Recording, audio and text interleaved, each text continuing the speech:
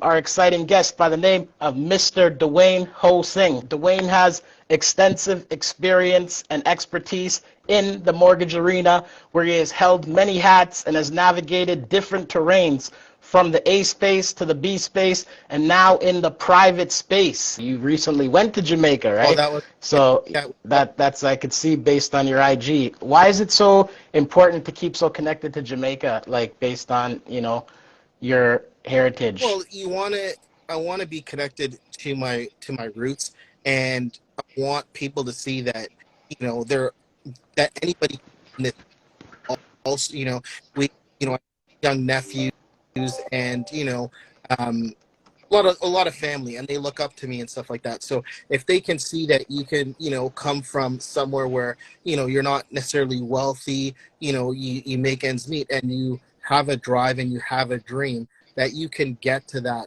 point, you know without having to do any illegal or any bad stuff. You know what I mean? Like, Hmm. you Hmm. put in your work, you put in the time, and you get to where you need to get to because you're putting in that work. You don't get to any of these positions just from sitting on your butt. Fluke, luck, Right? Yeah, chance. lottery. It's hard work.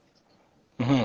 Hard work Yeah, pays off, right? But a lot of times, what do they say? Hard work looks like, it's covered in mud and overalls, and yeah, people avoid it, absolutely. right? But, But you still yeah. there. You still gotta go and get dirty, right? There's not a Hmm. out there that you don't actually have to put some hard work in to be successful. If you don't put it in, don't expect the success. 100%, 100%. So, with that being said, hard work, obviously, it's a thing that never ends, right? Mm. Like, as they say, the song that never ends, it continues on. Hard work, hard work, hard work. Now, with that hard work, how important is it for you to unplug, or in terms of keeping that balance between the hard work and, fun time, Yeah. So relaxation? for me, you have to enjoy what you do. I think Hmm. that's the biggest thing for anybody to be exceptionally exceptionally exceptional at their job, right? So Hmm. um I don't mind being I enjoy, right? So sometimes I even called you, right? I call you and I'm saying, hey Andrew, how things going? Ask you how the wife and the kids are, and it's Hmm. business. You know what I mean? And Absolutely. then that keeps me in mind. You're like, yo, I talked to Dwayne yesterday, and then you go home, wake up in the morning, you come back to work, and this private deal comes on your desk, and you're like, Ah, that's the guy who's getting it. what? And remember, you can go to anybody you want, right? Like anybody in the Hmm. ice to, right? So you guys can go anywhere you want. You go to the people that you trust and that you have those relationships with, right? Not 100%. to the BRM or to the other person who's saying, "Hey, Andrew, you got a deal? You got a deal? You got a deal? You got a deal? You got a deal?" And they're calling every Yeah, day. You don't have, yeah, what I mean? At it, that point, it's harassment, right? So yeah. There's no glue to stick, right? So it's about making those connections, right? How did you get skilled in the art of making connections? Like, and what advice do you have for somebody that may be struggling with how to make connections? um, the one of the biggest things I think is you have to be yourself. I even think that it goes back to even going back to juniors, right? I was always a sociable type person, right? Yeah, And um, one of the keys that I learned, and used to hate my grade 4 teacher because he used to make us go up and do public speaking in front of the entire class, and sometimes it was in hmm, front of the entire school.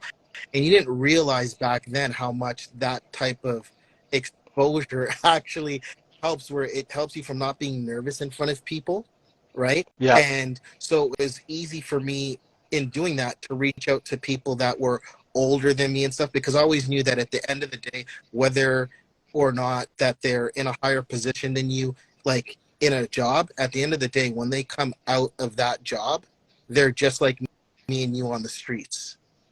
So 100%. I always took that and use that to talk to talk, give give people nicknames, right? Like, I used to have a manager at MCAP, and they Yeah, call her Salty, so I called her Salty, right? I built that relationship with her. Do you know what I mean? Choose that for anybody. And then there are other brokers out there, after you get to know them, I call another broker, his name is Sean Kingsbury, I call him Special K, right? Other brokers, I call them, I'll call a broker by the name of Stefano. I'll just call him D, right? Or Yeah. right, because it's Dave DeStefano. So you learn to have these things where, you really build that personal relationship with them, and also that is another thing that in my industry makes a big deal, is not just doing Yeah. Zooms and webinars, actually going in and meeting your agents and stuff. You meet them face to face. Face to face. Yeah. Right? You can rumble off your top of your head for somebody out there trying to get a mortgage or wanting to buy in the future. What are things that they need to do or could do? Well, number one is, other than call Andre, but I think you have to be honest with what you can afford. Be honest with your income. That number one, they should go and get some sort of pre-approval done, right? So I think the biggest thing is maybe meet with a mortgage broker or a mortgage agent. You don't even have to go into the bank, right? And be completely transparent with them about your situation. Huge drum rolls for that one. Right? Completely transparent. Do not switch your job in the middle of the approval process and mortgage. And do not obtain any additional credit. And what I mean by that, if you want to get a $500 credit card, knock yourself out. Try not to rack it up. But do not go and get a vehicle for like 30, 50, 60 grand. Because it always happens. And then these guys are struggling, and then they either come to us or they can't even qualify with us because their ratios are too far out of whack, right? So you have to plan. You really have to plan for it, and they need to listen to the advice given to them by people in your industry where you are the specialist. So mortgage agents and mortgage brokers. Most of you guys have financial planning acumen as well as degrees. They need to listen and follow your plan. Get sound advice. Yeah, 100%. So, with the mortgage industry landscape changing, the market changing right now, like even private lenders are, becoming more tighter, contracting with the market. Yep. Like, what advice do you have for people right now that may be in a private situation, may have a first, may have a second? Just there's a whole lot of things happening, right? Loan to values are going down. What advice do you have? Just general advice, because there's nothing specific to that question, but just based on the outlook of everything, talk to us. What advice do you have for people? On everything, I think that people need to really evaluate their needs and wants. And what I mean by that is there is stuff that you're going to need to spend money on. There's going to be stuff you want to spend money on.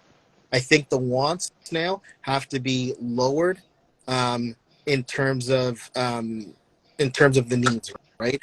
You focus on the needs and you kind of eliminate the wants, because at that point, if you have to remortgage, given the way the landscape of the market is, they're going to either pay more money or potentially they don't have enough money in their home right now because the market is currently, unfortunately, decreasing in value, right? And people who have already mortgaged with private lenders and other lenders last year at 80 and 85%, and now when their mortgages are coming up for renewal, they have no equity, and investors are protecting their investment and walking away and asking to be paid out. So if they've accumulated or added to their debt load right now, they're in a very precarious position, right?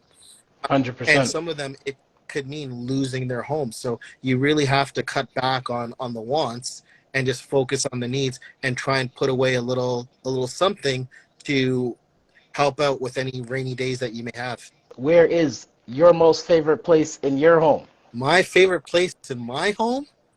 Yes, sir. You know what, man? Do I even have one? Maybe my office. Nice. The bedroom is it's just a place to sleep, man. Like, other than the IG name, but we'll leave that alone. Right on that. We gotta end in laughter, because in life, if you're not laughing, you're not living.